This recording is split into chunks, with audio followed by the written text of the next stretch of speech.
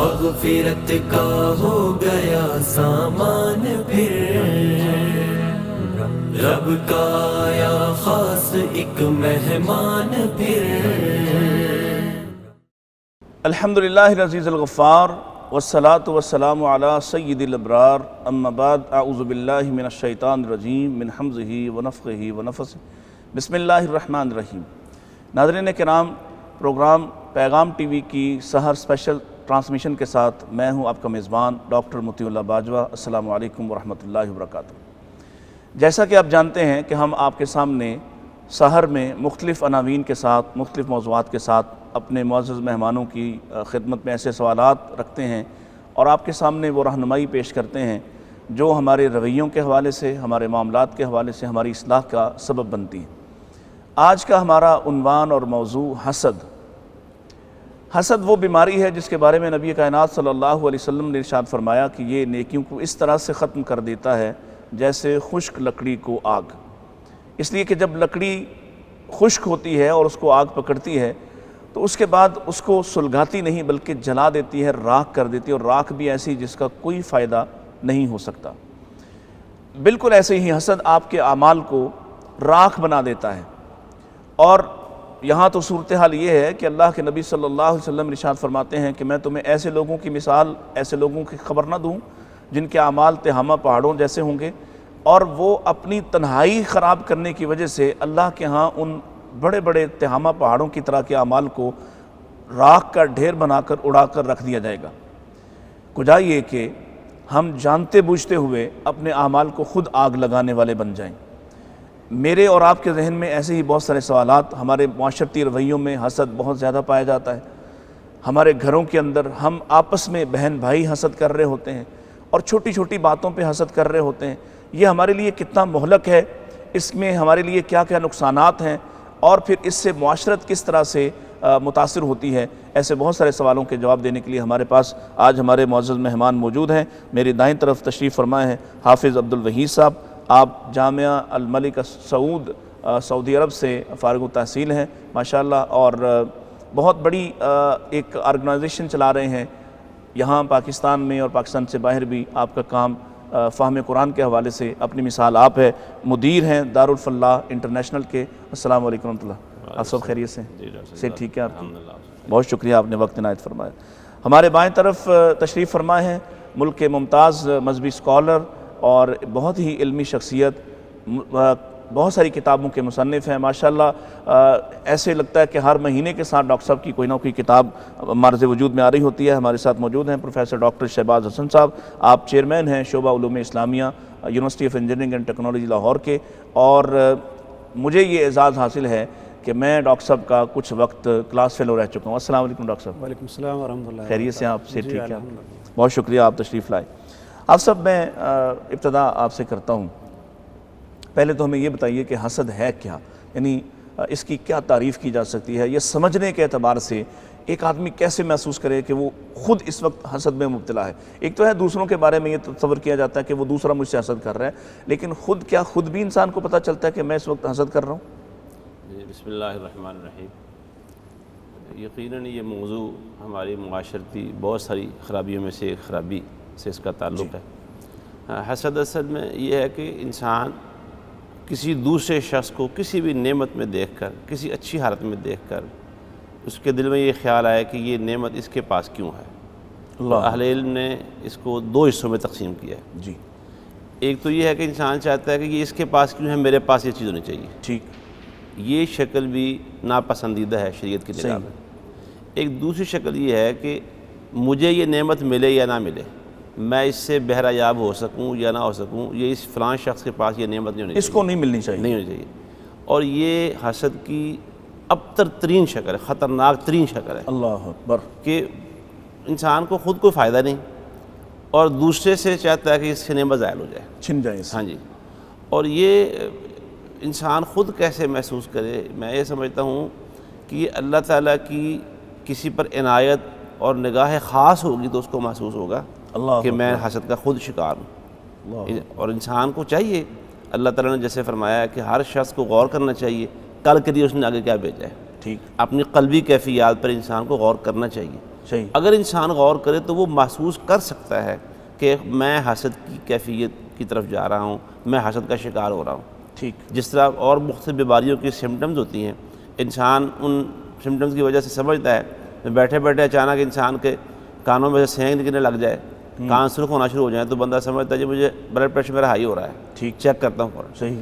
اسی طرح انسان اپنی قلبی کیفیات پر غور کرے تو انسان کو محسوس ہو سکتا ہے کہ میری یہ جو کیفیت ہے یہ حسد کا شکار ہے. پھر کسی آدمی کی نیکی کے معاملے میں جو پیش رفت ہے یا اس کی ترقی ہے، صحیح. دنیا میں اللہ تعالیٰ اس کو موقع دے رہا ہے. مطلب کوئی بھی کام اچھا کام، نیکی کا کام ہے، اس نے اللہ تعالیٰ کے راستے میں خرچ کر دیا ہے. مسجد میں دیکھا کہ اس بندے نے 2 لاکھ روپے دے دیے ہے، تو انسان اندر ایسی کوئی جیلسی فیل کرنے لگ جائے، یار اس کو بڑا اللہ کی طرف سے ہوتا یہ ہے، جو شخص نیکی کے کام میں جتنا آگے بڑھتا ہے اللہ تعالیٰ کی طرف سے لوگوں کے ہاں اس کو پذیرائی ملتی ہے. صحیح. بندہ کہتا ہے یار اینو بڑا لوکی چکدے پہنے، اس کے ساتھ لوگ بڑی بات کرتے ہیں. یہ انسان جب سوچنے لگے تو انسان اپنے آپ کو محسوس کر یہ سکتا ہے. سمٹمز ہیں ان. جی جی، یہ علامت ہے کہ انسان حسد کی کہ طرف میں خود حسد کی طرف جا رہا ہوں. صحیح. اور اگر جب ایسی کیفیت ہو جائے تو پھر اسے فوراً اللہ کی طرف رجوع کرنا چاہیے. اسے محسوس ہو کہ میں اس کیفیت کا شکار ہوں. ٹھیک. خوش نصیبی یہ ہے کہ انسان اللہ کی طرف رجوع کر کے اس کے حق میں دعائیں کرے اور اپنے دل کو صاف کرنے کے لیے اللہ تعالیٰ سے دعا کرے. جی میں اس میں جانتا ہوں کہ وہ جب حسد کا شکار ہو تو پھر کیا کرنا چاہیے. ڈاکٹر صاحب 2 چیزیں بڑی کلوز ہیں صاحب ہماری، چونکہ ہماری زبان میں شریعت نے تو اس کو کہا کہ وہ حسد ہی ہے لیکن وہ جائز حسد ہے، لیکن ہمارے ہاں اس کا جو متبادل لفظ استعمال کیا جاتا ہے وہ رشک ہے. تو حسد اور رشک میں کیا فرق ہے؟ کیسے پتہ چلے گا کہ یہ آدمی حسد کر رہا ہے یا رشک کر رہا ہے؟ حدیث میں تو جیسے آپ نے اشارہ کیا کہ حسد کا لفظ رشک کے لیے جو استعمال ہوا ہے، لا حسد الا فی اثنتین. صحیح. اور اس کے بعد 2 چیزوں کا ذکر کیا گیا ہے، اس کی تفصیل بھی شاید آگے پروگرام میں آئے گی. تو اس میں بنیادی چیز یہ ہے کہ جیسے حافظ صاحب نے کہا کہ اس کے پاس جو نعمت ہے وہ نہیں ہونی چاہیے تھی، اس کے پاس دولت ہے وہ نہیں ہونی چاہیے تھی، اس کے پاس علمی صلاحیت ہے وہ اس کے پاس نہیں ہونی چاہیے تھی، صحیح. اس کو اللہ تعالیٰ نے نیک صالح اولاد دی ہے وہ اس کے پاس نہیں ہونی چاہیے، اس کے پاس کوئی بڑی ذمہ داری آ گئی ہے، آدمی چاہتا ہے کہ یہ اس کے پاس نہ ہو یا یہ کہ اس کے پاس سے چھن جائے، جیسے آپ سب اشارہ کر رہے تھے مجھے ملے یا نہ ملے لیکن اس کے پاس نہیں ہونی چاہیے. تو رشک یہ ہے کہ اس کے پاس تو یہ چیز رہے، یعنی اس سے چھننے کی تمنا نہیں آدمی کی. اس کو اللہ نے جو انعام دیا ہے، فضل کیا اس پر، وہ اللہ کا احسان صحیح ہے اور اس پر وہ خوشی کا اظہار بھی کرے کہ اللہ کا فضل اور انعام اس کے اوپر ہے. ٹھیک. لیکن یہ فضل احسان کرم اللہ کا میرے اوپر بھی ہو جائے، خواہش کرنا. ہاں یہ خواہش کرنا کہ میرے اوپر بھی یہ کرم ہو جائے. لیکن اس میں جیسے میں نے حدیث کا ذکر کیا ہے کہ اس میں تمام چیزوں میں رشک کی اجازت نہیں ہے. ایک آدمی اللہ تعالی میں پڑا ہوا ہے، دنیا کی کمپٹیشن میں پڑا ہوا ہے، بہترین گاڑیاں اس کے پاس، بہترین گھر ہیں، وہ ایک شاہانہ زندگی بصر کر رہا ہے، تو اس پر رشک نہیں ہے. یہ بڑی خوب بات ہے کہ سب معاملات میں رشک کی بھی اجازت نہیں. جی سب وہ تو اس میں تو وہ مستثنا کر دیا نا 2 چیزوں کو. صرف 2 چیزیں. ایک وہ شخص جس کو اللہ نے علم دیا ہے اور وہ علم لوگوں کو سکھاتا ہے، دین کا شریعت کا علم ہے. ٹھیک. بعض حدیث میں حکمت کا لفظ بھی ہے، اس سے مراد بھی ظاہر ہے یہ علم اور حکمت مراد ہے. ٹھیک. اور دوسری چیز وہ شخص جس کو مال ملا ہے لیکن فصلتہ علی ہلاکتہ، اللہ وہ اس کو اللہ کی راہ میں فنا کر رہا ہے، اللہ کی راہ میں خرچ بھی کر رہا ہے. تو اس میں یہ ہے کہ اللہ مجھے بھی یہ فہم و فراست دے، مجھے بھی اللہ یہ علم عطا فرمائے، مجھے بھی اللہ اس طریقے سے دولت عطا فرمائے، تو اس طریقے سے لوگوں کو میں علم سکھاؤں اور مال اللہ کی راہ میں خرچ کروں. تو یہ رشک ہے اور یہ جائز ہے. حافظ صاحب یہ ڈاکٹر صاحب بات کر رہے ہیں کہ سارے معاملات میں رشک کی بھی اجازت نہیں، یعنی ایک آدمی کے پاس مال ہے تو مال کی بنا پر اس پر رشک نہیں ہے بلکہ مال کے خرچ کرنے کی بنا پر اس پر رشک ہے. میں یہ جاننا چاہ رہا ہوں کہ یہ تاریخ بھی ہے اس کی کوئی، کہاں سے یہ شروع ہوا، یہ بیماری انسانوں کو کہاں سے لگی ہے اور کتنی پرانی ہے؟ تو یہ دنیا میں جو سب سے پہلا جرم ہوا نا اللہ کی نافرمانی ہوئی ہے وہ حسد کی بنا پر ہی ہوئی. اللہ اکبر. ابلیس نے سیدنا آدم علیہ السلام سے حسد ہی کیا تھا. اللہ اکبر. اس نے کہا یہ ابھی کل پیدا ہوا یا پیدا کیا گیا، اور اس کے لیے یہ سارے اعزازات کے فرشتوں سے کہا جا رہا ہے کہ جب اس کی تخلیق مکمل ہو جائے وَنَفَخْتُ فِيهِ مِن رُوحِي، اس میں روح بھی پھونک دوں، فَقَعُوا لَهُ ساجدين، اللہ اس کے آگے سجدے میں گر جانا. تو اس نے اس وقت یہی اس کی فیلنگ تھی کہ میں تو اس سے پہلے کا ہوں. صحیح. یہ کہ میری عبادتیں ریاضتیں کہاں گئیں پھر. ٹھیک. یہ تو اس نے ابھی تک کچھ کام ہی نہیں کیا، کوئی خوبی اس کے سامنے نہیں آئی، صحیح، کوئی اس کا اچھائی والا پہلو ہم نے دیکھا نہیں، تو اس کے سامنے فرشتوں کو جھکایا جا رہا ہے. یعنی اس قرآن مجید نے جو ارشاد فرمایا ہے کہ ابا واستکبر، اس نے انکار کیا اور تکبر کیا، ٹھیک، لیکن اس کے پیچھے کیا تھا؟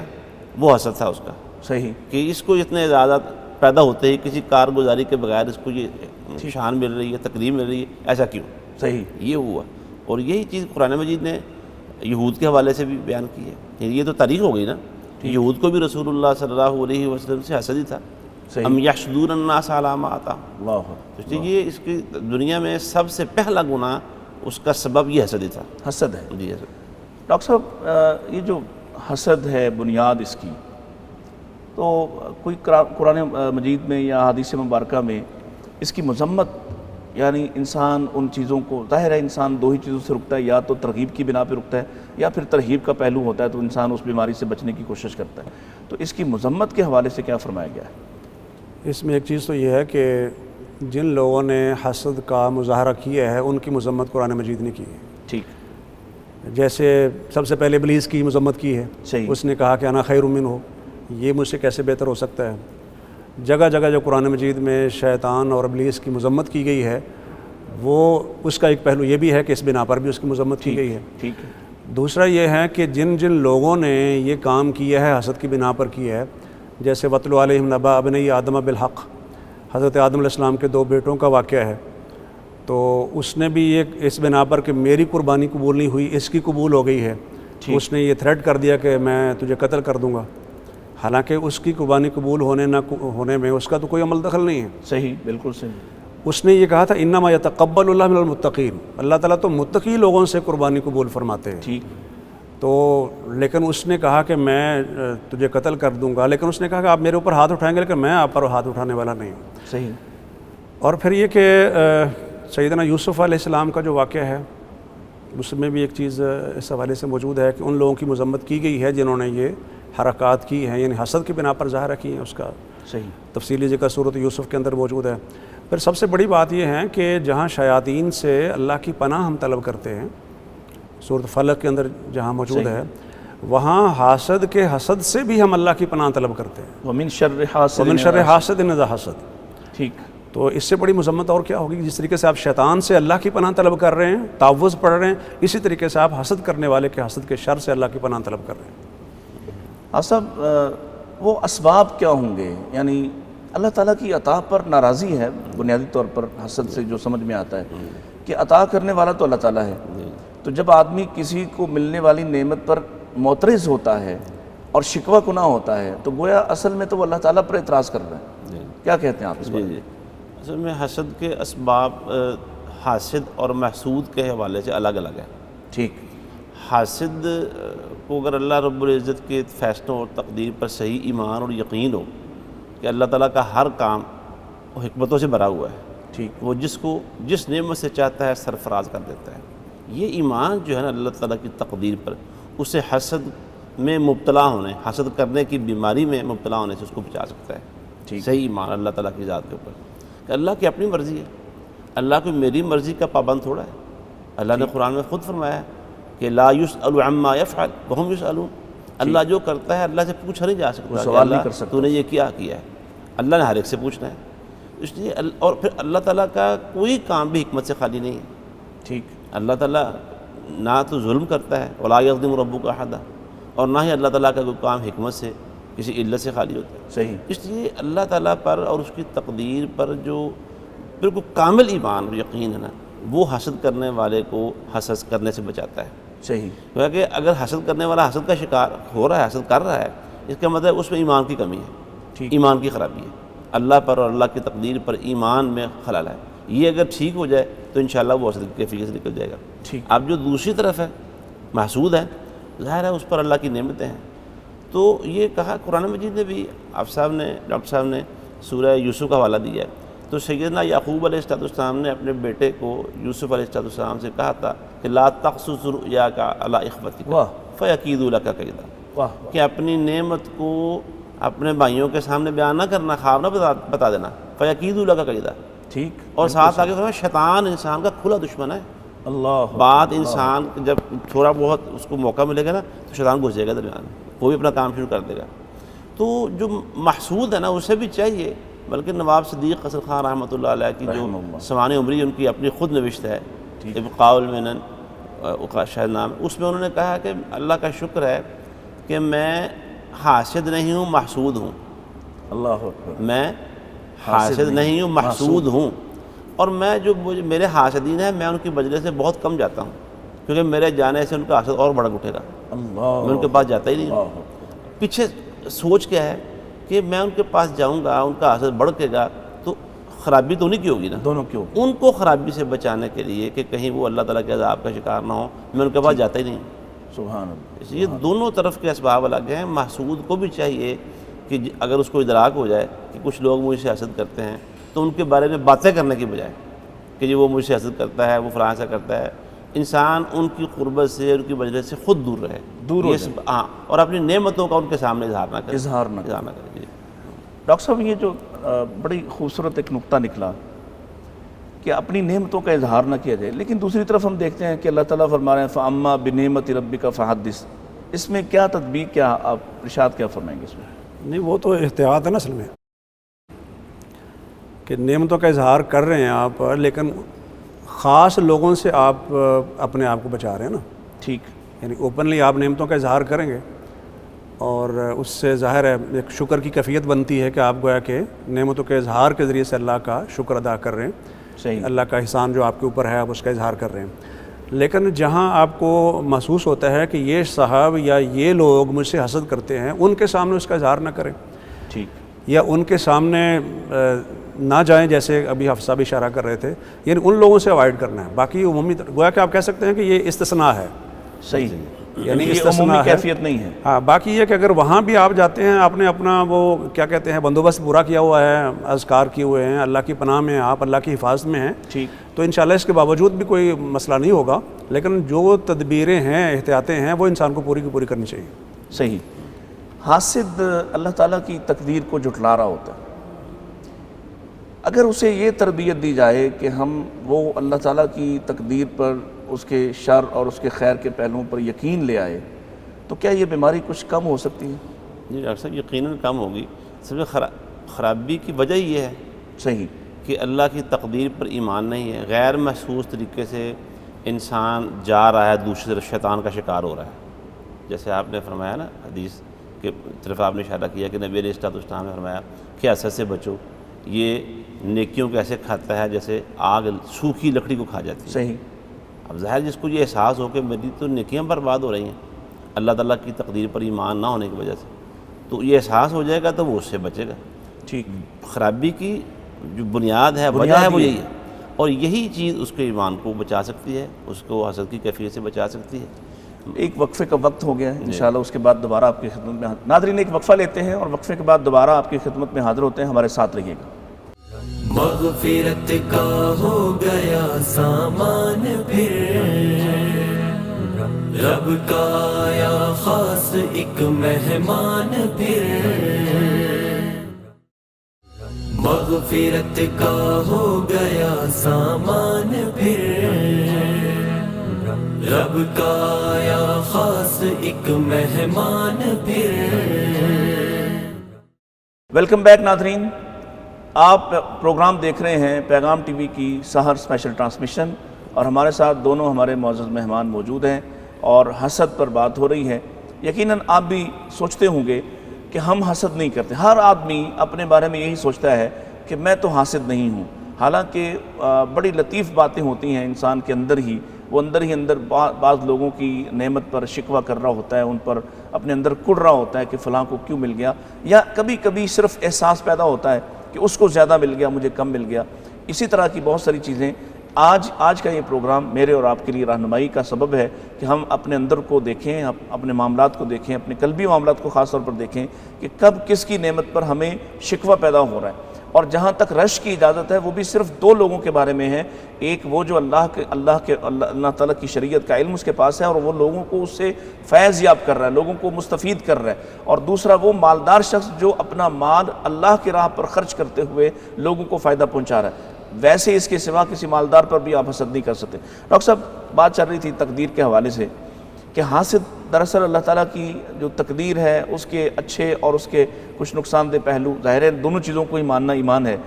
تو یہ اس میں مزید میں چاہ رہا ہوں کہ آپ اس کی وضاحت کریں کہ ایک آدمی جب حسد کر رہا ہوتا ہے، وہ حاسد کی کیفیت میں آ جاتا ہے، تو وہ اللہ تعالیٰ کی تقدیر کا کیا انکار کر رہا ہوتا ہے یا جزوی انکار ہوتا ہے؟ پہلی چیز یہ ہے کہ ہر مسلمان کا یہ عقیدہ ہونا چاہیے وَمَا بِكُم مِّن نِعْمَةٍ فَمِنَ اللَّهِ، بالکل صحیح، تمہارے پاس جو بھی نعمت ہے وہ اللہ کی طرف سے ہے۔ ٹھیک، تو اس کا مطلب یہ ہے کہ جو حسد عموماً ہوتا ہے ظاہر کسی نعمت کی بنا پر ہوتا ہے، جیسے پہلے ہم بات کر رہے تھے، علم کی بنا پر ہے، دولت کی بنا پر ہے، کسی کرسی کی بنا پر ہے، کسی اور صلاحیت کی بنا پر ہے، تو یہ مختلف قسم کی نعمتیں ہیں۔ ٹھیک، یہ جب تمام کی تمام نعمتیں صرف اور صرف اللہ کی طرف سے ہیں، یعنی اللہ ہی کی طرف سے ہیں، تو گویا کہ یہ تو پھر اللہ کی تقسیم پر اعتراض ہوا نا کہ اللہ تعالیٰ نے غلط فیصلہ کیا ہے۔ اللہ اکبر، اس آدمی کو اللہ نے دولت دی ہے تو اللہ نے فیصلہ غلط کیا ہے، اس بندے کو اللہ نے علم دیا ہے تو یہ فیصلہ غلط کیا ہے۔ اس کی سینس یہ بنتی ہے، اس بندے کو اللہ نے نیک اولاد دی ہے، فرما بردار اولاد دی ہے، تو یہ اللہ کا فیصلہ غلط ہے۔ تو یہ اللہ کے علم پر، اللہ کی ذات پر اعتراض کر رہا ہوتا ہے جو حاسد ہے۔ اور اس میں دیکھیں قرآن مجید میں تو بڑی کلیئرٹی کے ساتھ اس کو کہا گیا ہے، جیسے ایک آیت کا میں نے اشارہ بھی کیا، نبی علیہ السلام کو یہ دعا سکھائی، قل اللہم مالک الملک تؤتی الملک من تشاء وتنزع الملک ممن تشاء وتعز من تشاء وتذل من تشاء بیدک الخیر انک علی کل شیء قدیر۔ اور آگے مزید تفصیل بھی ہے، تولج اللیل فی النہار وتولج النہار فی اللیل۔ تو یہ ساری تقسیم کی، یہ سب کچھ یہ بادشاہت عطا فرمانے والا اور اس طریقے سے بادشاہت کے ساتھ ساتھ عزت عطا فرمانے والا جو بھی نعمتیں ہیں یہ تو اللہ تعالیٰ کی طرف سے ہیں۔ ہاں ایک پہلو اس میں ڈاکٹر صاحب ضرور ہے کہ بعض دفعہ وہ نعمت انسان کے لیے نعمت رہتی نہیں ہے، یا وہ آزمائش کا باعث ہوتی ہے، اس میں وہ پورا نہیں اترتا، یا وہ نعمت اس کے لیے باعث عذاب بن جاتی ہے۔ مجھے ایک چیز ملی ہے، میں اس کو سنبھال نہیں سکا، اس کا شکر ادا نہیں کر سکا، تو کل کو میرے لیے وہ وبال جان بن سکتی ہے وہ نعمت جو ہے۔ اسی طرح بادشاہت کی بات ہے کہ اللہ جس کو چاہتا ہے بادشاہت حکومت عطا فرماتا ہے، اور یہ بھی امکان ہے کہ اللہ معاف فرمائے کہ مجھے بادشاہت اس لیے مل رہی ہو کہ اللہ تعالیٰ مجھے ذلیل کرنا چاہتا ہو، یہ امکان موجود ہے کہ اس طریقے سے تو یہ ذلیل نہیں ہو رہا ہے، اس کو یہ ذمہ داری دے کر لوگوں کے اندر رسوا کروایا جائے، تو وہ پہلو بھی موجود ہے۔ اب اس میں جب انسان کے اندر عاجزی انکساری آئے گی، اللہ کی نعمتوں پر کی طرف توجہ ہوگی، اللہ کے فیصلوں پر انسان دھیان دے گا، اور جو بھی کیفیت ہے انسان کی وہ اللہ کے اذن کے بغیر ممکن نہیں، یہ عقیدے کا مسئلہ ہے۔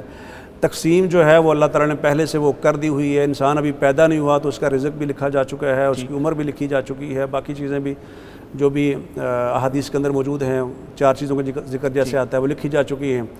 تو وہ کس چیز پر اعتراض کر رہا ہے؟ اللہ کی عطا پر اعتراض کر رہا ہے۔ تو اس لیے میں سمجھتا ہوں کہ یہ بہت بڑا جرم ہے کہ اللہ کی تقسیم پر اعتراض کیا جائے۔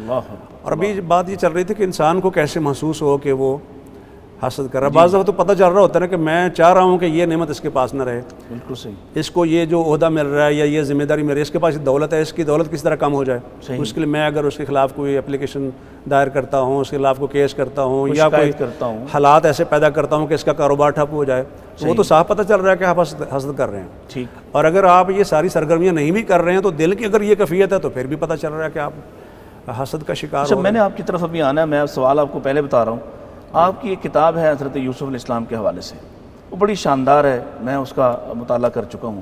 میں چاہوں گا کہ آج ہمارے ناظرین کو اس کی روشنی میں، اور خاص سورہ یوسف یا قصہ یوسف کی روشنی میں، کہ حسد سے بچنے کے لیے وہ کون سے عوامل ہیں جو تربیت کی جا سکتی ہے ماں باپ کی طرف سے، یہ میں آپ سے سوال بھی کروں گا۔ حافظ صاحب، یہ جو گھریلو معاملات ہیں، ہم دیکھتے ہیں کہ ساس سسر کی، بہو کی آپس میں لڑائی، ان کا جھگڑا، اور بھائیوں کی آپس میں بالآخر لڑائی، اور اس کی حد جو ہے وہ آپ سمجھتے ہیں، دیکھتے ہیں معاشرے میں کہ وہ انتہا تک چلی جاتی ہے، لوگ ایک دوسرے کو نقصان پہنچاتے ہیں، ان کی عزت و آبرو کو نقصان پہنچاتے ہیں، مال کو نقصان پہنچاتے ہیں۔ یہ جو گھروں کے اندر آگ لگی ہوئی ہے، 2 خواتین ہیں، ان کا آپس میں یوں ہی خواہ ایک مقابلہ چل رہا ہے، 2 بہویں ہیں، ان کا آپس میں مقابلہ چل رہا ہے، 2 بہنیں ہیں، ان کا آپس میں مقابلہ چل رہا ہے، تو یہ کیا اسباب ہیں، اس کی وجہ کیا ہے؟ ڈاکٹر صاحب، سبب اور وجہ تو بنیادی وہی ہے، ہماری تربیت ایمان کے حوالے سے، سوچ فکر کے حوالے سے، عمل اور اخلاق کے حوالے سے نہ ہونے کے برابر ہے۔ ٹھیک، ہمارے ہاں الفاظ پڑھائے جاتے ہیں، لیکن الفاظ کی روح سے ہماری اکثریت ناواقف ہوتی ہے۔ ٹھیک، حتیٰ کہ بہت زیادہ پڑھے لکھے لوگ بھی جو الفاظ کی روح ہے، جو کچھ پڑھایا گیا ہے، اس کی روح سے ناواقف ہوتے ہیں، الا ماشاء اللہ۔ ٹھیک، تو ہوتا یہ ہے کہ جب بیٹے کی شادی کی ہے تو ظاہر ہے اب شادی کی ہے وہ تقسیم تو ہوا ہے، ظاہر ہے، پہلے تو صرف والدین اور بہنوں کے بعد بیٹھتا تھا، ٹھیک، اب وہ آتا ہے تو اس کے اندر بھی ایک کیفیت ہے کہ اب میری شادی ہو گئی ہے، میں نے اپنے اہل خانہ کو بھی ٹائم دینا ہے، اس کا حق بھی ہے، حق بھی ہے بالکل، یعنی اس کی حق بھی ہے اور پھر اس کا اپنی ذہنی تقاضا بھی ہے، فطری ٹھیک ہے، میلان بھی ہے، فطری میلان بھی ہے۔ اب یہ غیر محسوس طریقے سے ٹھیک، نہ سمجھ آتے ہوئے گھروں میں نا والدین اور بہنیں اس کا کیفیت کا شکار ہو جاتی ہیں۔ اللہ اکبر، وجہ سے بھی اگر کوئی کہیں کہ یہ حسد ہے تو کوئی تسلیم نہیں کرے گا، تسلیم نہیں کرتا، خود ان کو بھی یہ احساس نہیں ہوگا کہ ہم حسد کی کیفیت میں جا رہے ہیں۔ صحیح، اصل میں یہ احساس نہ ہونا ہی، ایک بندہ بیمار ہے، اسے بیماری کا احساس نہیں ہے، ٹھیک، اور بیماری نے اس کے پورے جسم اور صحت کے اوپر قبضہ کر لیا ہوا ہے، صحیح، اور اسے بالکل احساس نہ ہو، کتنی خطرناک بات ہے۔ احساس ہوگا تو علاج کریں گے، ہاں، علاج کریں گے۔ علاج تبھی ہوگا جب تشخیص ہوگی، ہاں جی، تو علاج کروانے کے لیے تیار نہیں، اس بیماری کو تسلیم کرنے کے لیے تیار نہیں ہوتے۔ اصل بات یہی ہوتی ہے وہ غیر محسوس، ایک جیلسی اندر شروع ہو جاتی ہے غیر محسوس طریقے کے ساتھ، ٹھیک، وہ تقسیم جو ہے اس کی وہ گوارا نہیں ہوتی بہنوں کو یا والدہ کو۔ عام طور پر ہر جگہ ہر گھر کی بات ہم نہیں کر رہے، عام طور پر گھروں کی لڑائی جھگڑے جب بیٹوں کی شادی کرنے کے بعد بہو کے گھر آنے کے بعد شروع ہوتے ہیں نا، زیادہ تر وہ یہاں سے شروع ہوتے ہیں صحیح، کہ اس کی جو ڈویژن ہے نا وہ برداشت نہیں ہو رہی ہوتی، ذہن قبول نہیں کر رہا ہوتا۔ حالانکہ یہ پہلے سے معلوم ہونا چاہیے کہ جب ہم شادی کریں گے اپنے بیٹے کی تو لامحالہ اس یہ سے نتیجہ تقسیم ہے، ہونا ہے۔ میں تو اس کو کئی دفعہ اس طرح کہتا ہوں، شادی کارڈ چھپتے ہیں نا، میں ہنستا ہوں، کئی شادی کارڈوں پہ لکھا ہوتا ہے ہمارا چاند جیسا بیٹا لکھا ہوتا ہے، تو مجھے ہنسی آتی ہے، میں کہتا ہوں اب اس کو گرہن لگنے والا ہے، اللہ اکبر، یہ اس وجہ سے، اس وجہ سے، اس وجہ سے، اور کوئی بات نہیں ہوتی۔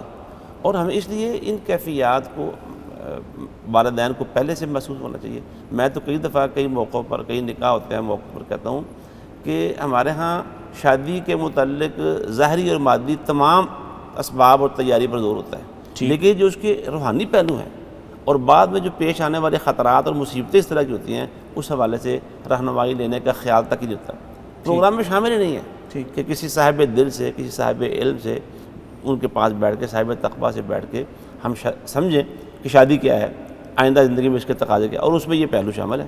یہ بہت بڑا خطرہ شروع ہو جاتا ہے، بالکل صحیح، کیونکہ یہی یہاں سے دیکھو، رسول اللہ صلی اللہ علیہ وسلم نے فرمایا کہ شیطان داخل ہوتا ہے میاں بیوی کے درمیان، معاملات بات کرتا رہتا ہے، حتیٰ کہ وہ لڑ پڑتے ہیں، لڑائی ہو جاتی ہے۔ تو یہ جو گھروں کی لڑائی ہے، والدین اور اولاد کے درمیان جو ایک ٹکراؤ پیدا ہو جاتا ہے، ساس اور بہو کے درمیان جو ٹکراؤ پیدا ہوتا ہے، تو ساری صلاحیتیں انسان کی جو نیکی کی طرف استعمال ہو سکتی ہیں، خیر کے کاموں میں استعمال ہو سکتی ہیں، وہ یہاں استعمال ہونا شروع ہو جاتی ہیں، وہ منفی پہلوؤں پہ چلی چلی جاتی ہے، جاتی ہیں۔ اور ظاہر ہے جب وہ یہ کام کرے گا تو گھر کا ماحول بھی جی بالکل، اور معاملات بھی آپس میں الجھتے جائیں گے، اور پھر وہ اتنا اختلاف بڑھتا ہے کہ وہ نہیں سنبھلتا۔ ڈاکٹر صاحب، جو میں نے سوال آپ کے سامنے رکھا تھا کہ حضرت یوسف علیہ السلام کے قصے کو اللہ نے احسن القصص بھی قرار دیا، اور یہ حسد کرنے والوں کے حوالے سے اور حسد سے بچنے والوں کے حوالے سے ایک بڑی شاندار مثال بھی ہے، اس میں تربیت کے پہلوؤں پر بات روشنی ڈالیں ذرا۔ اس میں دیکھیں بنیادی چیز تو یہ ہے کہ حضرت یوسف علیہ السلام کے خواب آ رہا ہے، ٹھیک، جس میں انہوں نے دیکھا کہ 11 ستارے سورج اور چاند سجدہ کر رہے ہیں، تو ان کے والد حضرت یعقوب علیہ السلام نے فرما دیا کہ یا بنی لا تقصص رؤیاک علی اخوتک فیکیدوا لک کیدا، ٹھیک، جیسے کہ آپ سب بیان فرما رہے تھے۔ تو اس میں ایک چیز تو یہ آ گئی کہ آپ نے حاسد کے شر سے بچنے کے لیے جو تدابیر ہیں وہ اختیار کرنی ہے۔ اس میں پہلی چیز یہ ہے کہ آپ حاسد کے سامنے اپنی نعمتوں کا اظہار نہ کریں، ٹھیک، کیونکہ وہ یہ چاہتے تھے کہ یوسف علیہ السلام کو اپنے راستے سے ہٹا دیا جائے۔ کیوں؟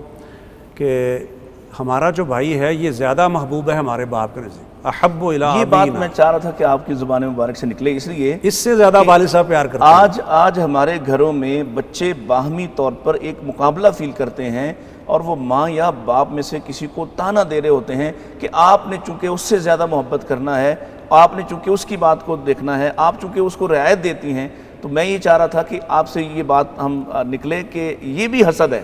اس میں یہ کہ وہ یہ چاہتے تھے کہ یخل لکم وجہ ابیکم، کہ بس وہ بھائی سائڈ سے ہٹ جائے گا، سائڈ پہ ہو جائے گا، راستے سے ہٹ جائے گا، تو پھر باپ ہم سے ہی محبت کرے گا، لیکن انہیں کیا معلوم کہ محبت تو اللہ ڈالتے ہیں نا. اللہ اکبر. کسی کی محبت کم ہے دل میں، کسی کی زیادہ ہے، تو وہ محبت اللہ تعالیٰ کی طرف سے ڈالی ہوئی ہے. بعض دفعہ ہوتا ہے کہ بیوی اپنے شوہر کو قتل کروا دیتی ہے، بھائی کو قتل کروا دیتا ہے، بہن کو قتل کروا دیتی ہے، اپنے راستے سے ہٹانے کے لیے. بیسیوں ایسے واقعات آتے رہتے ہیں ہٹانے کے لیے، لیکن جس مقصد کے لیے انہوں نے وہ کام کیا تو اس میں وہ کامیاب نہیں ہوئے. کامیاب نہیں ہو سکتے. اس لیے کوئی کامیابی، وہ نعمت تو اللہ کی طرف سے ملنی ہے. اگر اللہ تعالیٰ نہیں دینا چاہتا تو کیسے مل سکتی ہے؟ ٹھیک. ایک جملہ اس میں یہاں ایڈ کرنا چاہوں گا، وہ پہلے بھی میرے ذہن میں آ رہا تھا، وہ یہ کہ حسد ان نعمتوں پر نہیں ہو سکتا جو ایک لیگلی یا ایک حلال طریقے سے انسان نے چیزوں کو حاصل کیا ہے. صحیح. لیکن ایک آدمی اگر ڈاکہ مار کے مال جمع کر رہا ہے تو اس کی تو ممانعت نہیں ہے. اس کے مال کو واپس کرنا، اس کے مال کو چھیننا اور کوشش کرنا، جو بھی شرعی ضابطے ہیں وہ درست ہوگا. اسی طرح ایک آدمی ہے دوسرے آدمی کو قتل کروا کے کرسی پہ بیٹھ جاتا ہے، تو آپ کیا اس سے جیلسی فیل کر سکتے ہیں کہ نہیں کر سکتے ہیں؟ تو شرعی طور پر یہ کہ جس کا حق تھا اس کو ملنا چاہیے. یہ ایک اور پہلو اس کو بھی ہمیں مد نظر رکھنا چاہیے. تو بہرکیف یہ جو بات ہم پہلے کر رہے تھے حضرت یوسف علیہ السلام کے حوالے سے، وہ سارا ایک واقعہ قرآن نے بیان کر دیا. انہوں نے کنویں کے اندر پھینک دیا. راستے سے ہٹانے پر تو متفق تھے، لیکن اس میں اختلاف تھا کہ قتل کر کے ہٹائیں یا کسی اور کسی جگہ پہ کارنر کر دیں. تو انہوں نے وہ کر لیا، اور اس کے بعد پھر وہ آئے کہ ہم محتاج ہیں اور غریب ہیں، تصدق علینا ان اللہ یجزی المتصدقین، ہم پر خیرات کیجئے، صدقہ کیجئے، اللہ بہت اچھا بدلہ دیتے ہیں صدقہ کرنے والوں کو. کہا جانتے ہو تم نے کیا کیا تھا یوسف کے ساتھ؟ اذ انتم جاہلون، جب تم نادان تھے. تو یہ حسد کا اظہار کرنا اور دوسروں کو راستے سے ہٹا کر سمجھنا کہ شاید میرا کوئی راستہ بن جائے گا، یہ نادانی کی بات ہے قرآن میں چیز جو بیان کرتا ہے. یہ نقطہ بھی ڈاکٹر صاحب نے بڑا اچھا ماشاءاللہ بیان کر دیا ہے کہ حاسد پوری تاریخ دیکھ لینا، جتنے واقعات خود قرآن مجید نے یہ واقعہ ہمارے لیے محفوظ کیا ہے، احسن القصص ہو گیا، اور دیگر معاشرتی واقعات پہ غور کریں تو حاسد اپنے حسد کی آگ میں جلتا ہی رہتا ہے، اپنے مقصد میں کامیاب نہیں ہوتا. آپ کو کیسے پتا چلا کہ میں یہی سوال آپ سے کرنا چاہتا ہوں؟ بس یہ میرے دل میں یہ سوال آ رہا تھا کہ اس کا مطلب ہے کہ حاسد کبھی بھی خیر نہیں پاتا، نہیں، حاسد کی نعمت میں اضافہ نہیں ہو سکتا، اس لیے کہ اس نے تو اپنے آپ کو آگ لگائی ہے. اور اگر نعمت مل بھی جائے، آپ سب اس پر بتائیے کہ اگر نعمت مل بھی جائے تو وہ اس کا کما کو فائدہ نہیں اٹھا سکتا.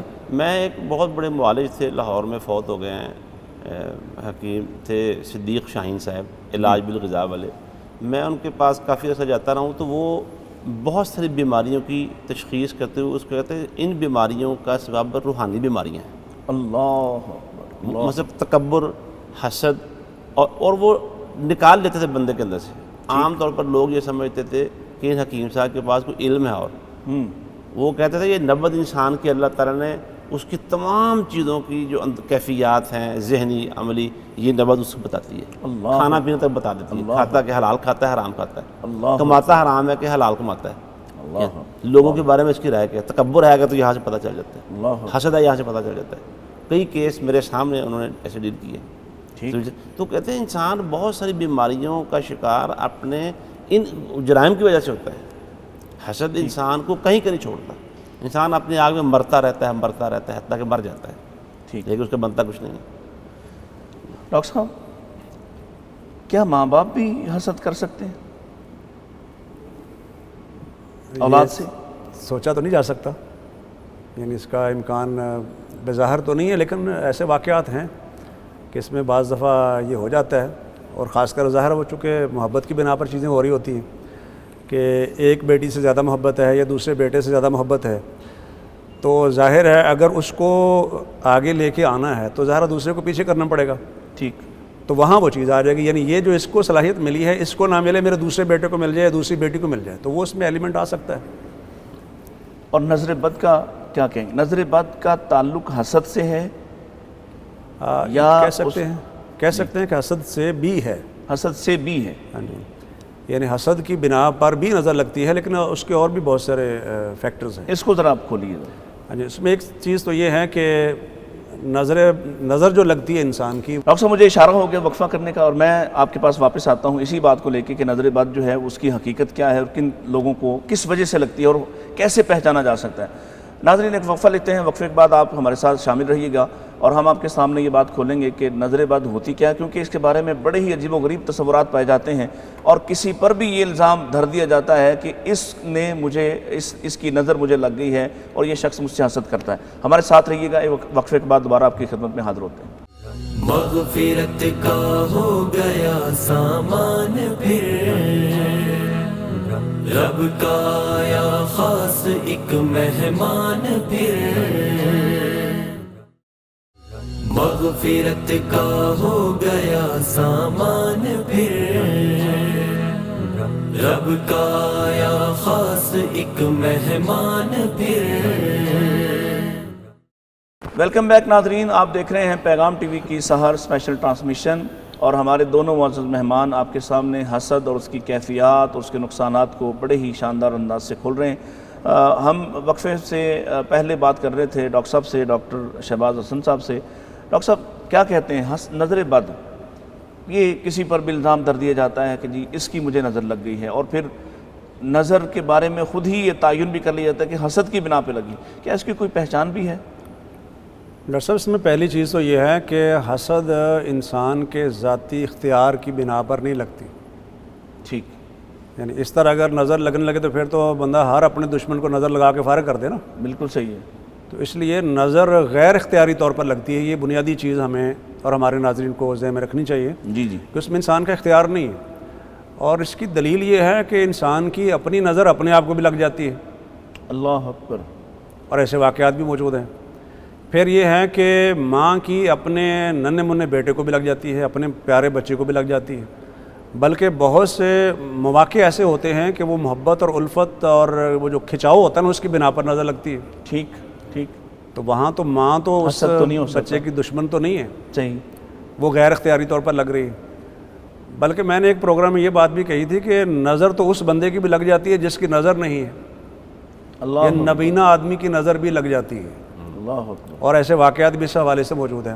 اصل میں یہ ہے کہ انسان سمجھتا ہے اپنے جس کو اس کی نظر لگتی ہے، یہ سمجھتا ہے کہ یار یہ بہت اونچا ہے، یعنی اپنے سے وہ محبت میں ہو کہ کمال چیز ہے، یہ عالم ہے، کمال دولت اس کے پاس، کیا سواری ہے اس کے پاس، تو اس کی بنا پر اس کی نظر لگ جائے گی، حالانکہ وہ اس کی وجہ سے نہیں ہے، اس کا ذاتی کمال نہیں ہے۔ میرے پاس علم ہے تو اس میں میرا ذاتی کمال نہیں ہے، دولت ہے تو ذاتی کمال نہیں ہے، کوئی اور صلاحیت ہے تو وہ سب چیزیں اللہ کی طرف سے ہے۔ الحمدللہ رب العالمین، مسلمانوں کی کتاب بسم اللہ کے بعد الحمد سے شروع ہوتی ہے، بالکل صحیح، کہ سب تعریفیں اللہ رب العالمین کی ہیں، اس لیے کہنا چاہیے ما شاء اللہ لا قوت الا باللہ۔ صحیح، وہ قرآن مجید نے واقعہ بھی بیان کیا ہے، باغ والوں کا واقعہ بیان کیا ہے، بالکل صحیح، ایسا کیوں نہیں کیا تم نے کہ جب باغ میں داخل ہوا تب کہتا ما شاء اللہ لا قوت الا باللہ۔ صحیح، بالکل ٹھیک، تو ماں کو چاہیے کہ ما شاء اللہ کہے تاکہ نظر نہ لگے۔ صحیح، بعض حدیث میں ہے کہ برکت کی دعا دیں اس کو، جیسے سہل بن حنیف رضی اللہ تعالیٰ عنہ کا واقعہ، وہ بڑا ایک انٹرسٹنگ واقعہ ہے نظر لگنے کے حوالے سے۔ تو یہ ٹھیک ہے کہ حاسد کی بھی نظر لگتی ہے، چونکہ وہ سمجھتا ہے کہ یہ بہت اونچا جا رہا ہے، بہت آگے جا رہا ہے، اور اس سے وہ جیلسی فیل کرتا ہے جس کی بنا پر اس کی نظر لگ جاتی ہے۔ تو اس لیے جب ایک چیز اختیار میں نہیں ہے تو کیسے آپ بلیم کر سکتے ہیں جی آپ نے نظر مجھے لگائی؟ ہاں جی، اس میں اگر اس کا قصور ہو کہ اس نے ماشاءاللہ نہیں کہا، اس نے برکت کی دعا نہیں کی، جو بھی تدبیریں کرنی چاہیے تھی نظر روکنے کی وہ نہیں کی ہیں، تو پھر اس پر الزام بنتا ہے۔ لیکن اگر اسے وہ کرتا ہے اور اس کوئی میں پہچان ہے کہ فلاں کی نظر لگی ہے؟ اس میں ظاہر تو ایسا نہیں، کچھ قرائن ایسے ہوتے ہیں، مثلا جیسے میں نے ابھی اشارہ کیا سہل بن حنیف کے واقعہ کا کہ وہ کپڑے اتارے انہوں نے، وائٹ جسم تھا، تو غسل کرنے لگے تو ایک آدمی نے دیکھا کہ کمال جسم ہے اور کیا رنگ ہے، تو اسی وقت وہ ان کو بخار چڑھ گیا اور وہ پھر اٹھ ہی نہیں سکے۔ تو اب یہ پتہ چل گیا نا کہ یہ غالب امکان یہ ہے کہ اس آدمی کی نظر لگی ہوگی، کیونکہ فوراً حملہ ہو گیا ہے، فوراً حملہ ہو گیا، اور لوگوں سے جب پوچھا گیا تو انہوں نے یہی بتایا کہ ان کی نظر لگی ہے۔ اور پھر نبی علیہ السلام نے فرمایا کہ علامہ یقتل احدکم اخاہ، اللہ، تمہیں کیا ہو گیا کہ کوئی شخص اپنے بھائی کو قتل کرتا ہے؟ جب تم اپنے کسی بھائی کو دیکھتے ہو اور کوئی چیز اچھی لگتی ہے تو اس کو برکت کی دعا دینی چاہیے۔ موطا امام مالک میں یبرک علیہ، اس پر برکت کی دعا کریں۔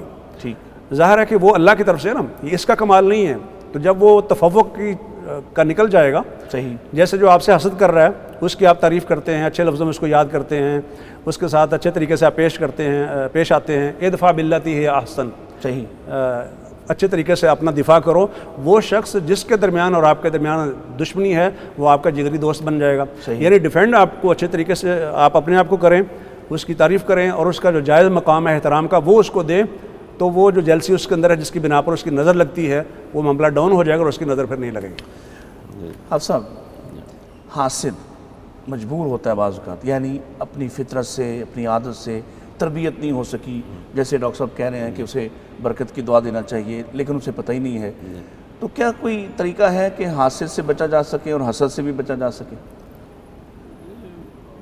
ڈاکٹر صاحب محترم نے اس بات کی طرف توجہ دلا دی ہے کہ حاسد کے بارے میں اگر علم ہو جائے کہ یہ حسد کرتا ہے تو اس کے ساتھ حسن سلوک انسان کرے، ٹھیک ہے، اس کا جو جائز معاشرتی مقام ہے وہ اس کو دے۔ ہمارے ہاں اس کے برعکس ہوتا ہے عام طور کے اوپر کہ آدمی اس سے اوائڈ کرتا ہے، اسے اپنے پاس بیٹھنے سے یا خود اس کے پاس بیٹھنے سے بچتا ہے، رویہ بڑا رف بنا لیتا ہے اپنا اس کے ساتھ کہ یہ بندہ فلاں آدمی تو بڑا منوس آدمی ہے یار، اس کی نظر تو پتھر پاڑ نظر ہے، ایسا ہے، اس کے پاس نہیں بیٹھنا۔ میں حافظ ابن قیم رحمہ اللہ کی جو تفسیر ہے معوذتین کی تفسیر بدائع الفوائد کے آخر میں دیکھیے، اس میں انہوں نے حاسد کے حسد سے بچنے کے لیے 10 اسباب ذکر کیے ہیں۔ اللہ اکبر۔ اور میں سمجھتا ہوں کہ فی زمانہ ان پر عمل کرنا بڑی مشکل ہے، ہمیشہ ہی رہا ہے آج کل خاص طور پر۔ اس میں سے انہوں نے ایک تو یہ معوذتین پڑھ کے اپنے آپ کو دم کرے، یہ تو آسان ہے، اور جو دعائیں ہیں صبح و شام کی ان کا اہتمام کرے، حلال کھائے، دعا کرے اللہ تعالیٰ سے وغیرہ اس طرح کی چیزیں۔ لیکن ان میں سے جو سب سے مشکل کام ہے نا، جو ڈاکٹر صاحب نے کہا ہے، وہ انہوں نے 10ویں نمبر پر رکھا ہوا ہے۔ کہتے ہیں اور حاسد کا حسد یعنی اس کو حسد کی بیماری سے نجات دلانا کہ یہ جہنم سے بچ جائے، نیکی کی بربادی سے بچ جائے۔ اللہ جب تک اس سے ہمدردی نہیں کی جائے گی نا کہ یہ بندہ تو ایمرجنسی میں داخل کرنے کے قابل ہے، صحیح، اتنا بیمار ہے، ایمرجنسی کو اس کے ساتھ اس نے سلوک کیا جائے، ٹھیک ہے، تحائف بھیجے جائیں۔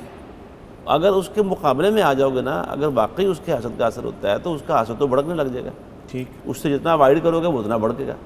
اس کی حسد کی آگ پر یہ چیز پانی ڈال سکتی ہے کہ آدمی اس کے ساتھ حسن سلوک کرے۔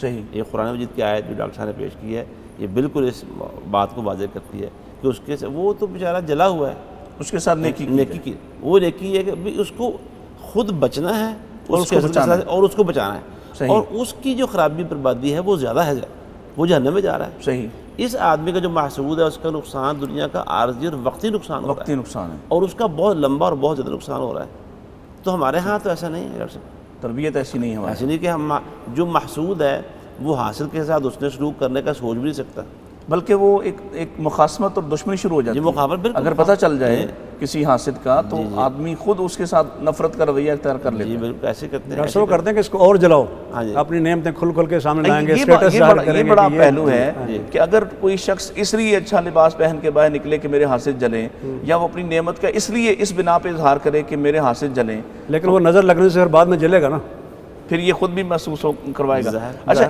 اسی طرح ایک اور چیز ہے بڑی اہم میرے ذہن میں آئی کہ کاروباری طور پر لوگ حسد کرتے ہیں۔ بس اوقات جو آپ کے پاس کام کرنے والا لڑکا ہے یا ساتھی ہے وہی آپ سے حسد کرنا شروع کرتا ہے اور وہ اپنا کاروبار اسی میں سے نکال کے یا اسی کی کاپی کر کے کوئی چیز جو بنانے والا ہے، کوئی پروڈکشن ہاؤس ہے، کوئی مینوفیکچرر ہے کوئی، تو وہ اپنا الگ کاروبار لگانے کی کوشش کرتا ہے، اس کے کسٹمرز کو توڑتا ہے۔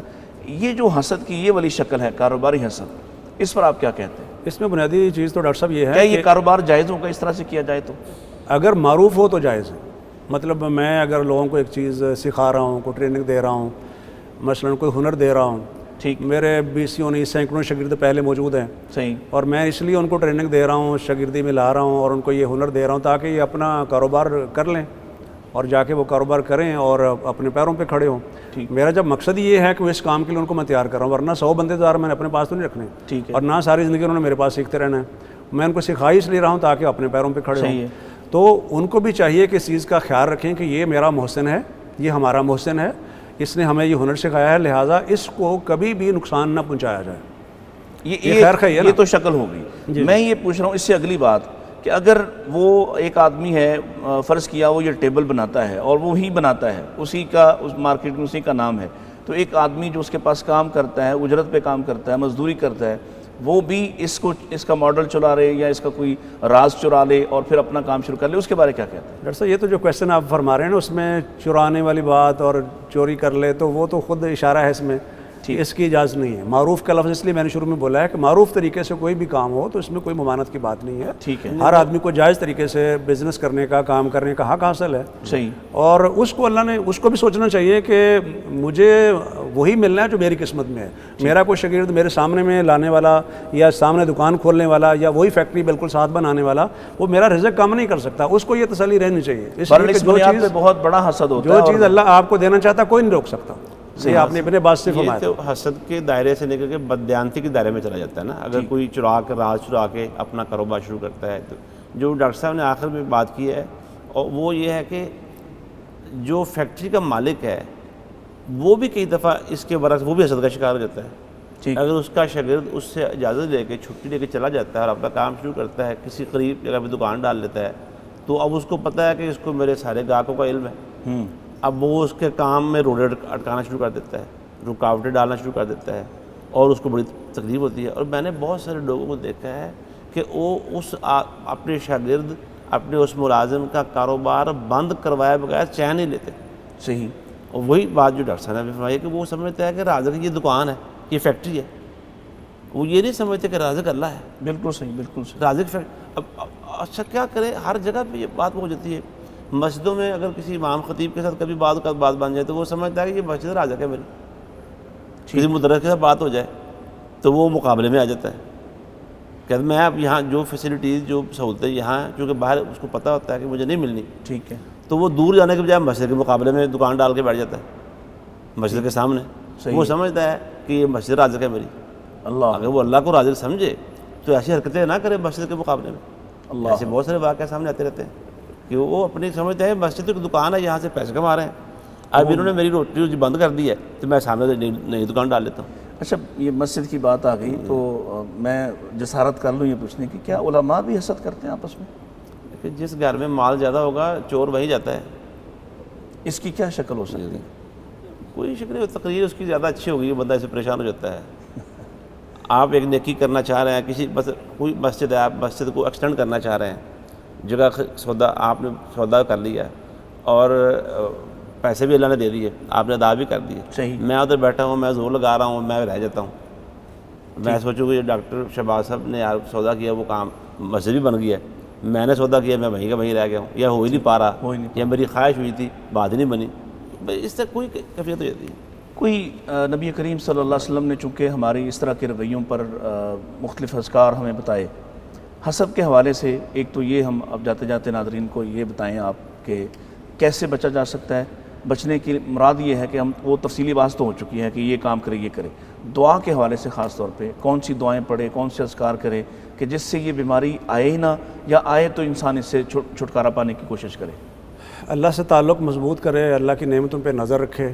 میرے اوپر اللہ کی بے شمار نعمتیں ہیں اور میں اگر ان لوگوں کو دیکھتا ہوں جو مجھ سے بڑھ کر ہیں نعمتوں کے اعتبار سے تو وہ مسئلہ پیدا ہو سکتا ہے، لیکن جو شرعی اصول نبی پاک علیہ السلام نے فرمایا ہوا ہے، بتایا ہوا ہے، انظروا الی من هو اسفل منکم ولا تنظروا الی من هو فوقکم فهو اجدر ولا تزدروا نعمت اللہ علیکم، کہ اپنے سے کم تر کی طرف دیکھو، یعنی جس کے پاس دنیا کی نعمتیں، سہولتیں، آسانیاں کم ہیں ان کی طرف دیکھو، ان کی طرف نہ دیکھو جو تم سے بڑھ کر ہیں، جن کے پاس دولت زیادہ ہے، جن کا سٹیٹس اونچا ہے، جن کے پاس آپ کی سواری اچھی ہے، جن کا عہدہ بڑا ہے، ان کی طرف نہ دیکھو۔ ولا تنظروا الی من هو فوقکم، تو یہ حکم آگے نا، اس پر عمل کریں گے تو پھر اللہ کی نعمتوں کا دھیان رہے گا۔ فَهُوَ أَجْدَرُ وَلَا تَزْدَرُوا نِعْمَةَ اللَّهِ عَلَيْكُمْ۔ اللہ، باقی یہ کہ انسان محسوس کرے کہ ہر نعمت جب اللہ تعالیٰ کی طرف سے ہے، اس کی تقسیم ہے تو میں اس پر راضی ہوں۔ رضینا قسمت الجبار فی۔ آپ جو دعائیں اور اذکار ہم پڑھتے ہیں نا، ان کا ادراک اور شعور بھی بہت ضروری ہے۔ جو سید الاستغفاری آپ دیکھ لیں، اس میں ہے نہیں ابو لک بنعمتک علیہ، اللہ، صبح و شام کی کتنی دعائیں ہیں جس میں آتا ہے کہ نبی علیہ السلام کہتے ہیں کہ اے اللہ مجھ پر یہ تیری کسی مخلوق پر جو بھی نعمت ہوئی ہے فمن کا وعدہ کا لا شریک ہے۔ اللہ، تو انسان کئی لوگ ایسے ہیں یہ دعائیں پڑھتے ہیں لیکن وہ حاسد بنے ہوئے ہوتے ہیں، حاسد بنے ہوئے ہیں، کیونکہ اس پہ غور و فکر نہیں ہے، غور و فکر نہیں، شعور اور آپ ادراک سب نہیں۔ بہت شکریہ، آپ نے وقت عنایت فرمایا۔ نماز کے بعد اپنا ڈاکٹر صاحب وہ نماز کے بعد کا ذکر بھی ہے نا، جی جی، اللہم لا مانع لما آتیت ولا معطی لما منعت، یہ وہ یقین ذکر کی بھی بات ہے۔ ہے۔ اور قرآن نے بھی کہا کہ اگر تم صبر کرو گے، تقوی اختیار کرو گے किसी हसद करने वाला का हसद तुम्हें नुकसान नहीं पहुँचा सकता। ये आपका कुरान ने कहा। डॉक्टर साहब बहुत शुक्रिया, आपने बहुत ही खूबसूरत इरशादात फरमाए, बहुत अच्छे तरीके से वजाहत और रहनुमाई फरमाई। हमारे प्रोग्राम का वक्त ख़त्म हुआ और मैं अपने नाज़रीन से इजाज़त लूँगा और उसके बाद हाफ़िज़ साहब जाते जाते दुआ फरमाएँगे। नाज़रीन, अभी आपने डॉक्टर साहब से एक हदीस सुनी, उसका मफ़हूम और कैसे हम हसद से बच सकते हैं। देखिए, बड़ा आसान तरीका है कि आप किसी की नेमत को देखें तो बजाय उस नेमत पर कुड़ने और जलने के आप अल्लाह ताला से अपने लिए भी नेमत मांगें और उसके लिए बरकत की दुआ करें। एक दूसरा, जब कभी किसी की नेमत देखकर आपको परेशानी हो तो उसका आसान हल है कि आप पर अल्लाह ताला ने जो इनायात फरमाई हैं उनकी तरफ नज़र फरमाइए और फिर देखिए कि आपसे नीचे कौन से लोग हैं। मसलन आप साइकिल पे जा रहे हैं तो पैदल चलने वालों को देखिए, आप गाड़ी पे जा रहे हैं तो मोटरसाइकिल वालों को देखिए। और आमाल के एतबार से हमेशा ऊपर वालों को देखने से इंसान ऊपर बढ़ता है, ऊपर जाता है, महसूस करता है कभी मेरे अमाल इस दर्जे के नहीं हैं कि मैं अल्लाह ताला के सामने सुरखरू हो सकूं, मुझे और बेहतर अमल करना चाहिए। और नेमतों के हवाले से हमेशा नीचे वालों को देखना चाहिए कि जो मज़दूर है, जो मेरी तरह का है, उसके नैन नक्शे मुझसे कहीं बेहतर हैं और मुमकिन है कि उसकी ज़ात, कौम, बिरादरी भी माशरे में मुझसे कहीं बुलंदतर हो, लेकिन वो बड़ा ही मुश्किल काम कर रहा है और मैं बड़े आसानी की ज़िंदगी गुजार रहा हूँ। जब आप इस तरह से सोचेंगे तो मुझे उम्मीद है कि आप हसद की इस बीमारी से बच जाएंगे, क्योंकि हसद से बचना इसलिए ज़रूरी है, ये आपकी नेकियों का दुश्मन है, ये आपकी नेकियों को बर्बाद कर देता है। इजाज़त दीजिए, हाफ़िज़ साहब की दुआ से प्रोग्राम का इख्तिताम होगा। आप भी दुआ का वक्त है, दुआ में शामिल हो जाइए। बिस्मिल्लाहिर्रहमानिर्रहीम। या बदीअस-समावाति वल अर्दि या ज़ल जलाली वल इकराम, या रब्बी लकल हम्दु कमा यंबग़ी लिजलाली वजहिका व अज़ीमि सुल्तानिक। आमीन। अल्लाहुम्मा सल्लि अला मुहम्मदिन व अला आलि मुहम्मदिन व बारिक व सल्लिम। रब्बना ज़लमना अनफुसना व इन लम तग़फिर लना व तरहमना लनकूनन्न मिनल ख़ासिरीन। आमीन। या अल्लाह, जिस बहुत ख़तरनाक और मुज़िब बीमारी के मुतल्लिक़ आज यहाँ गुफ्तगू हुई, ये और इस जैसे और जितने भी मुहलिक किस्म के अमराज़ हैं रूहानी एतबार से, या अल्लाह उन सब से हमें महफूज फरमा, हमारे नाज़रीन को महफूज फरमा, आलम इस्लाम की इन बीमारियों से हिफाजत फरमा। या अल्लाह, उज्ब, किब्र, बड़ाई, हसद, कीना, इस सब से या अल्लाह, और इस तरह की और जितनी भी रूहानी बीमारी हैं उन सब से हमें शिफा अता फरमा। अल्लाहुम्मा अहदिना लि अहसनिल अख़लाक़ि वल अअमाल फ़इन्नहु ला यहदी लि अहसनिहा इल्ला अंत वस्रिफ़ अन्ना सय्यिअहा फ़इन्नहु ला यस्रिफ़ु अन्ना सय्यिअहा इल्ला अंत। रब्बना तक़ब्बल मिन्ना इन्नका अंतस समीउल अलीम व तुब अलैना इन्नका अंतत तव्वाबुर रहीम। व सल्लल्लाहु तआला अला खैरि खल्क़िही मुहम्मदिन व आलिही व अस्हाबिही अजमईन बिरहमतिका या अरहमर राहिमीन। आ गया रमज़ान, आ गया रमज़ान, मग़फ़िरत का हो गया सामान फिर, रब का आया ख़ास एक मेहमान फिर, मग़फ़िरत का हो गया सामान फिर, रब का आया ख़ास एक मेहमान फिर, मग़फ़िरत का हो गया सामान फिर।